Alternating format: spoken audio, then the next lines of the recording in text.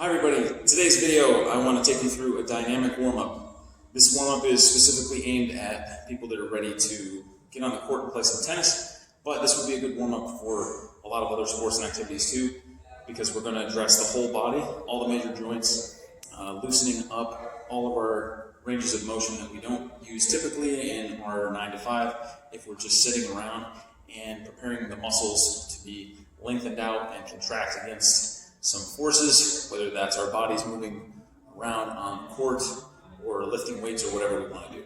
So we're going to start from the neck and work our way down and out.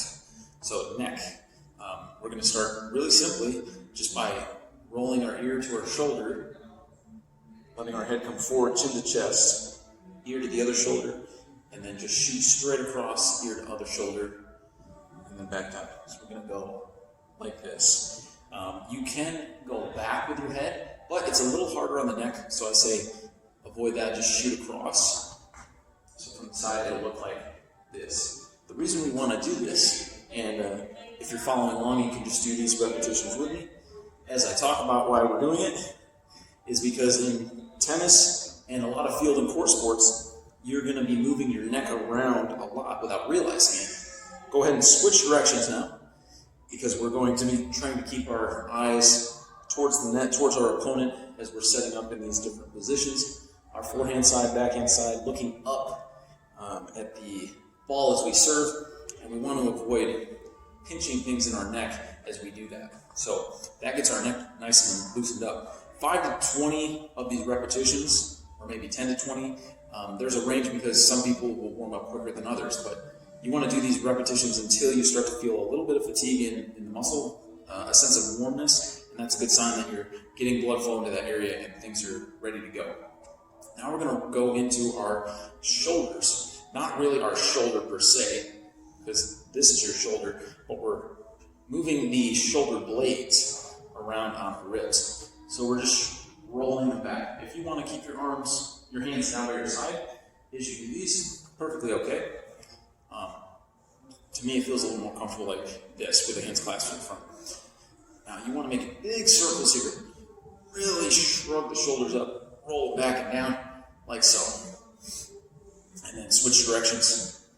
And this is going to help loosen up these upper neck muscles, your traps, and the mid-back as well. Again, so we don't hurt anything when we're especially doing overhead motions like the serve. Okay, now we're going to go out to the true shoulder joint, and this first exercise, if it's a little too much, I'm going to give you an alternative.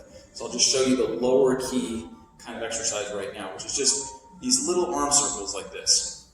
This is where you can start if you have kind of cranky shoulders. If you don't want to go overhead, if you're somebody that's been modifying your serve to be kind of like this and not get all the way up here, this might be a good place to start. Slower is better for all these exercises. Switch directions, because it's going to be more gentle, and it's going to give you more time to feel what's happening in your body. Fast is not a good way to go, especially when you're learning something new, right?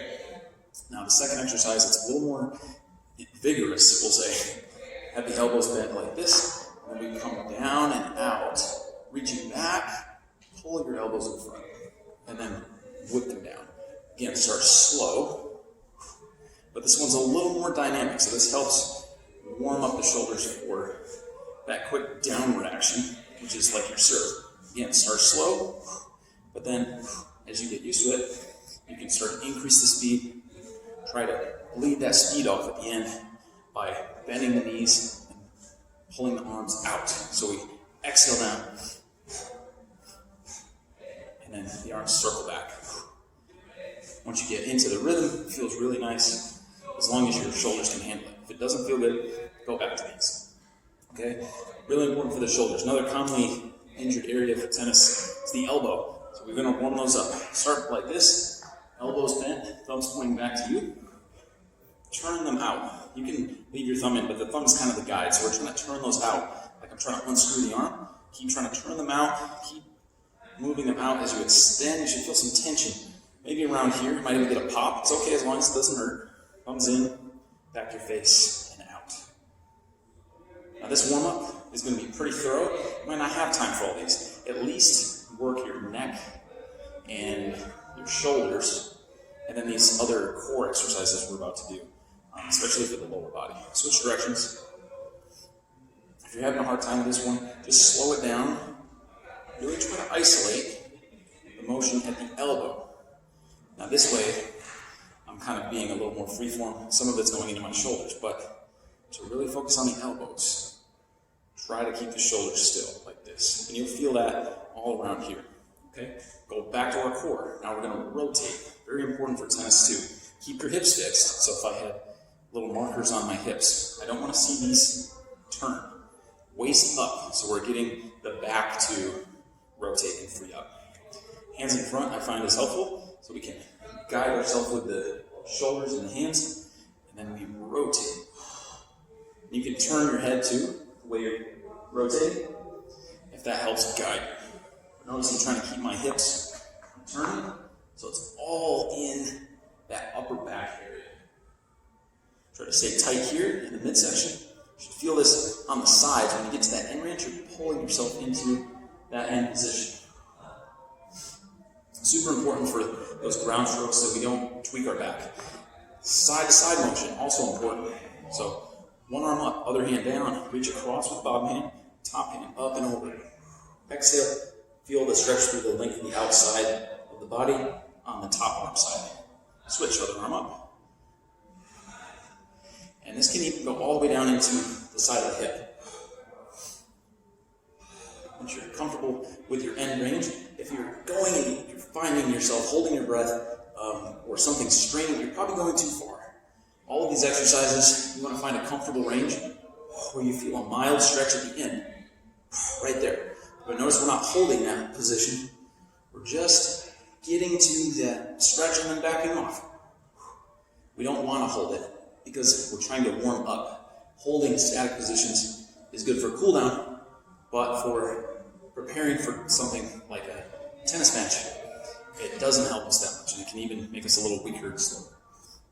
So we've done our lateral bending, we've done our rotation. Now we're going to quickly go down to the hips. So a lot of good things we can do with the hips. Rotation in a circle helps a lot. So hands on your hips, and we're going to make nice big circles with the hips. Okay? It's kind of like you're doing a really slow hula hoop. I'm trying to keep my head in the same point in space, like I'm balancing a plate on it, and move my hips in a circle around my head. Switch directions. Now this, you can go faster if you want. Your circle might be slower, it might be a little stiffer. It's kind of tough to do this for some people. If you haven't moved this direction, you might think, oh, that doesn't look too bad, and you try it, and it's like, my hip just doesn't want to go that way. That's okay. Work with whatever range you got, and it will get better with time. But this will help loosen up the whole hip, front, sides, back, so when we're moving and changing direction, we don't hurt our hips. Knees, really quickly. Bring your feet together, hands right here on your knees or above your knees. We're going to make little circles. This helps lubricate the knees and get them kind of used to and ready for some of those kind of awkward positions when the toes and knees aren't always lined up. Like this is good. A lot of squatting movements, things we want to do in the gym or just day-to-day life. Don't always happen on the tennis court. Sometimes you're going to be moving and your knee might shift in a little bit or out a little bit. We just get in those awkward positions. So we want to be prepared for that in a sense. Our body is a learning machine. And when you can do those positions in your practice, in your warm-up, less chance of you getting hurt on the court. Good. One more quick dynamic warm-up, and this is kind of total body. We want to warm up the hamstrings, the hips, and the rotation together, and also shoulders. Feet nice and wide. Back up a little bit. Nice wide stance. We're going to bend and reach hand to opposite foot. Okay? The hand that's up top. If I reach that one back, I'm going to get a nice stretch through the front of the shoulder and chest. So here, come up nice and tall, and then reach for the other side. Go to your limit. If you're rounding your back, face this way. If you're rounding your back over, like this, that's not good. I want to keep a flat back and hinge as much as I can. It doesn't matter if I get to my foot. I can stay higher, which is better as long as I'm keeping that flat back. 5 to 10, maybe 20 of those if you want, and then you're pretty good to go. Last two, bonus exercises. These are really good. I'll just show them to you for demonstration purposes only. We won't do the 10 to 20. A front leg swing. Hold on to something that will give you a little bit of balance. This could be maybe the net or the fence. Swing our leg, front to back. Bend the knee in the back so we get the foot to go back and stretch the quad. Really good dynamic warm-up for the legs. And then front to back. If I had a wall in front of me, I could hold it here, or again the fence, grab onto that chain link fence, and then swing the leg inside and outside, in and up and out, like that.